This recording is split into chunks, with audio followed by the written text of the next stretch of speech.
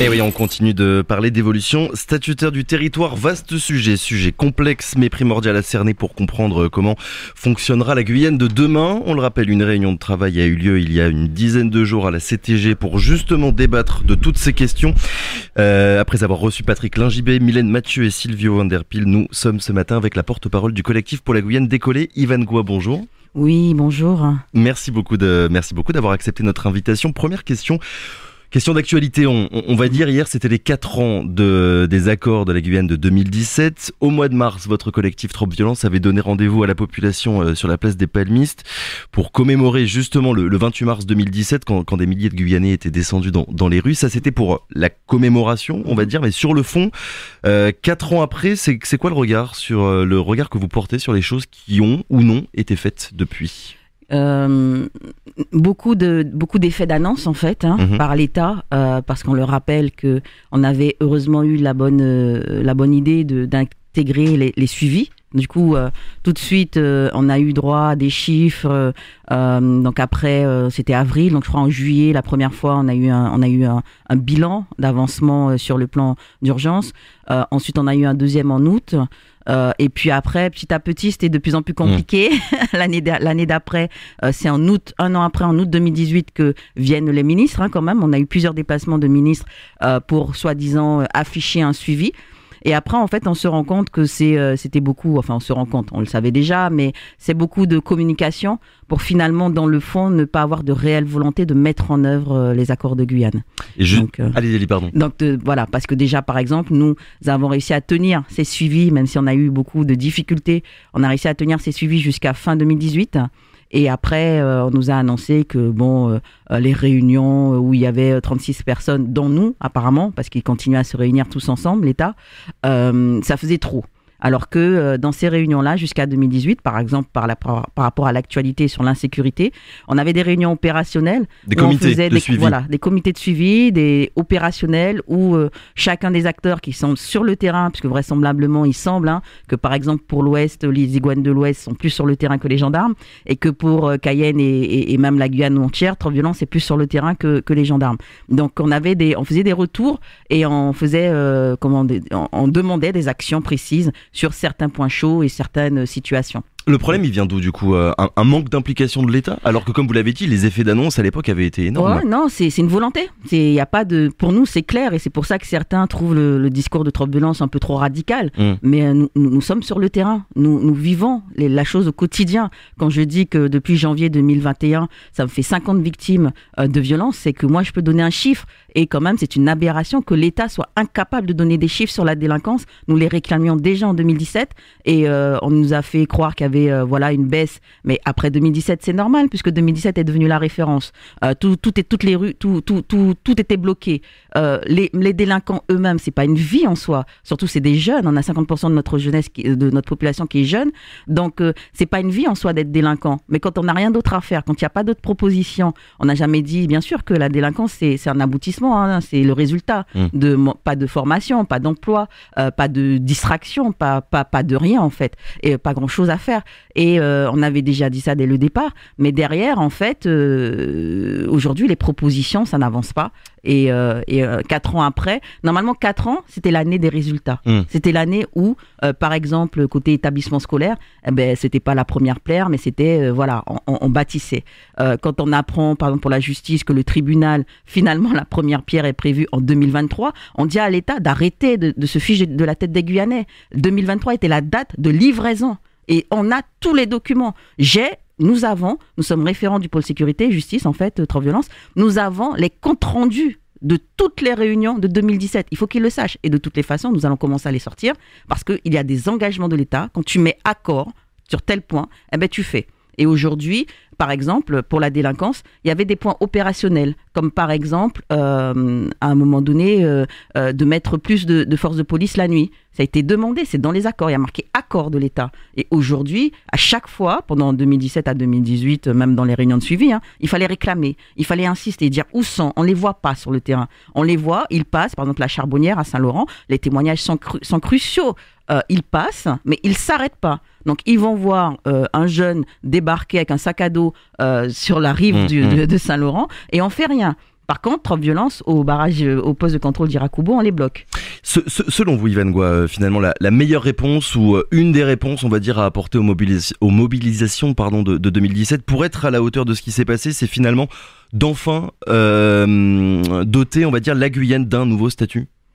Déjà, oui, parce qu'en fait, comme je dis, 4 ans après, on était censé voir des choses arriver. Donc, on ne va pas, nous, reculer l'échéancier, on ne va pas reculer le calendrier pour faire plaisir à l'État qui n'a pas envie de faire son travail.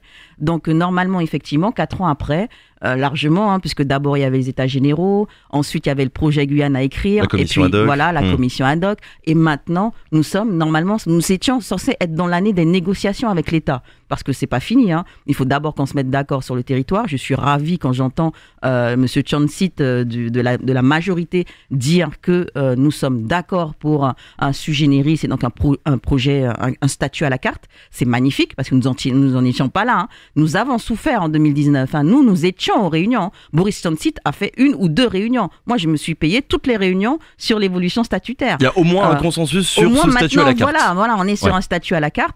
Et le Congrès des élus a dit que ce statut à la carte doit se baser sur le projet qui a été validé, enfin pas validé, ils ne sont pas d'accord sur ce terme-là, mais bon, que voulez-vous, nous avons des élus qui ne s'assument pas. Mais n'empêche que il doit, ce statut sui generis se baser sur le projet qui a été travaillé tout 2019, qu'on appelle le projet du front. Mais pourquoi ? Parce que pendant que nous étions en réunion de travail, que nous préparions, nous, les éléments, donc le front, le KPLD, que nous préparions les éléments, en face, on avait des gens qui étaient des touristes, qui venaient en vacances, en fait, aux réunions. Et après, maintenant, ils sont là à critiquer le travail. Mais si on était vraiment dans des réunions où, déjà à l'époque, parce qu'il y a 4 points en suspens encore quand se traîne 4 ans après, on aurait dû débattre de ces points-là, ne pas trouver d'accord, c'est normal, et du coup, le Congrès aurait pu trancher sur voici la position des uns et voici la position des autres. Et bien ça, c'est le travail que nous faisons aujourd'hui. Et force est de constater que nous avions rendez-vous normalement le 24 avril et que vraisemblablement, on n'a pas de nouvelles, pas de sang, pas d'image. Pour faire suite à la dernière réunion qui s'était passée il y a une dizaine de jours à la CTG. La priorité, Yvan Goua, c'est quoi? Quand on parle d'évolution statutaire, il y a une multitude de sujets qui arrivent sur la table. Ça va des relations de la Guyane avec l'Union européenne jusqu'à la question du foncier, en passant par le financement, le partage des compétences avec l'État. Est-ce qu'il y a, selon vous, un sujet plus important que les autres? En fait, c'est un ensemble. C'est un ensemble parce que ce que vraisemblablement, là où nous ne tombons pas d'accord avec la majorité, c'est qu'il nous faut absolument les lois pays. Il nous faut absolument décider sur notre territoire de ce qui est bon ou pas pour nous et d'adapter la réglementation qui nous vient de l'Hexagone à notre situation réelle en Guyane. Donc ça, c'est indispensable. Et de ce fait d'avoir des lois pays, du coup, en découle normalement une gouvernance la plus adaptée à cela. Parce que généralement, quand on écrit des lois, il ne faut pas que ça soit la même personne, on va dire, la même majorité qui les écrive et qui les exécute, parce que déjà, derrière, ça fait cacophonie. Après, on peut se baser sur des exemples qui existent. Ils nous parlent par exemple, dans le 74, on régresse, en fait. On nous parle de plein de choses. On veut nous comparer aussi à la Nouvelle-Calédonie aujourd'hui, mais on a le droit de prendre ce qui est bon dans la Nouvelle-Calédonie et de prendre ce qui est bon au niveau Polynésie, de prendre ce qui est bon au niveau Corse. En fait, c'est ce travail-là qui a été fait au niveau du Front et du KPLD, de prendre ce qui est bon un peu partout. Et quand on dit sui generis, à la carte, c'est justement prenant un peu de tout ce qui se fait. Une gouvernance à 2 têtes. Une gouvernance à 2 têtes aussi. Donc voilà, donc des lois pays, une gouvernance à 2 têtes pour être, comme je disais, logique, quoi. Logique. Et les opposants à cette idée, mettre en avant le fait qu'il pourrait y avoir des ralentissements, on va dire, dans la prise de décision. Oui, mais en fait, derrière, on voit la peur de la perte de pouvoir. On voit la peur de la perte de pouvoir. Aujourd'hui, on a un homme qui est Rodolphe Alexandre, qui est imposant, qui est imposant, quoi. Malgré le fait que il ait des gens qui sont contre lui, il le sait, il est en faiblesse aujourd'hui. Mais comme c'est lui qui a l'argent, c'est lui qui finance les communes, c'est lui qui... Donc, derrière, tout le monde a peur, tout le monde se cache, et on ne veut pas de cette situation-là, même si ça prendra du temps, parce qu'effectivement, on a le droit d'être opposant. Aujourd'hui, j'ai l'impression, par exemple, aux allures des futures élections, que j'ai des gens qui veulent plus se battre pour être dans l'opposition que pour prendre vraiment la tête. Parce que s'ils voulaient vraiment se battre pour prendre la tête, ils s'organiseraient pour avoir une liste en face de Rodolphe Alexandre, forte et puissante. D'accord ? C'est pas ce qu'on fait. Et en plus, on ne discute pas avec le territoire, on ne discute pas avec la population. Donc, moi, pour moi, j'ai tout un tas là d'opportunisme avéré parce que derrière, on s'organise pas. D'où la nécessité finalement de partager le pouvoir. Donc une gouvernance à deux têtes, des lois pays, un autre point peut-être. Oui, bien sûr. Après, on a les lois pays, on a la gouvernance à deux têtes. Et ensuite, ce qu'on a vu qui fonctionnait pas trop bien, c'est c'est comment valoriser les territoires. On a l'Ouest, on a l'Est. Regardez, on le voit aujourd'hui encore, qui vivent des situations difficiles. Finalement, quand on regarde les braquages du côté de l'Ouest, et même de l'Est d'ailleurs, parce que ça fait bien longtemps que l'Est nous dit qu'ils sont sous pression de l'insécurité. Et derrière, en fait, on se dit c'est violent, c'est des bandes organisées, des canonciers, des coups donnés à des gens qui se lèvent pour aller travailler. Donc c'est hyper violent. Et donc, en fait, on doit apporter une réponse différente. Donc, la notion des districts, mais vous l'appelez comme vous voulez. Ouais. Ça fait 4 ans qu'on leur dit, vous l'appelez comme vous voulez. Vous l'appelez province, comme au niveau du Suriname. Vous l'appelez... Mais ça changerait quoi, ces districts, Yvan? C'est une réorganisation, en fait, du territoire derrière. C'est une réorganisation du territoire derrière, de nouvelles compétences. Donc, bien sûr, après, il y a le volet financier qui fait peur, mais derrière, de nouvelles compétences. Et donc, la possibilité sur ces territoires-là, aussi, de prendre des décisions, en fait. De pas tout attendre. Quand aujourd'hui, par exemple... En fait, adapter les décisions. De la même manière qu'il ne faut plus avoir des décisions qui viennent de Paris pour la Guyane, ne plus avoir des décisions qui viennent de Cayenne pour toute la Guyane. Voilà. Ne plus avoir de décisions de Cayenne qui viennent pour toute la Guyane, ou qu'eux soient obligés de négocier auprès comme je disais encore, une seule personne imposante. Aujourd'hui, par exemple, Saint-Laurent, s'ils veulent des collèges, des lycées, il faut qu'ils négocient, en fait, avec la CTG. Et aujourd'hui, ça serait, essayer d'inverser. Après, on ne dit pas qu'on a la science infuse. Et c'est ça qu'on regrette. C'est que pendant ces réunions de travail-là, nous aurions dû trouver des solutions parce que tout le monde sait que ça ne fonctionne pas. On a la maire de Saint-Laurent qui nous dit, et président d'ailleurs du CCOG, qui nous dit qu'elle a de réelles attentes par rapport au nouveau statut. Et c'est normal parce qu'eux, ils sont sur le terrain. Eux, ils voient. Ils ne se déplacent pas une fois par an pour faire des photos comme on a vu au niveau CTG, quoi. Oui, c'est ce que nous a dit aussi d'ailleurs Sylvie Van Der Pijl qui était notre invité hier matin et qui disait finalement que la vie de toute la population n'était pas forcément prise en compte dans les débats actuels. C'est ça. Est-ce que, on le sait, il y a les élections, on a commencé à en dire quelques mots, les élections pour la CTG qui arrivent au mois de juin, est-ce que vous n'avez pas quand même la sensation que les travaux concernant cette évolution statutaire ne sont pas un petit peu entre parenthèses et ne reprendront véritablement qu'après le scrutin et que pour l'instant tout le monde se cache un petit peu? C'est ce que j'ai dit dès la deuxième réunion au président de la collectivité d'ailleurs directement, donc il dira pas que nous mentons. J'ai dit que moi, deuxième réunion, j'ai l'impression de perdre mon temps, je ne sais pas pourquoi je suis là, il n'y a pas de méthode, il n'y a pas d'organisation. Regardez, il y avait une réunion qui était prévue le samedi, là, on n'a pas de convocation, donc on ne sait pas. À la fin de la réunion, in extremis, on nous dit, oulala, ça va être déplacé parce qu'il y a le congrès des maires. Alors la faute à qui sur ce point, sur le manque d'organisation? Faute à celui qui, normalement, est censé prendre les rênes. Donc encore une fois, la collectivité territoriale de Guyane, on dira qu'on s'acharne dessus. Mais aujourd'hui, vous êtes en position de force. Aujourd'hui, vous êtes en position d'imposer. Donc, c'est vous.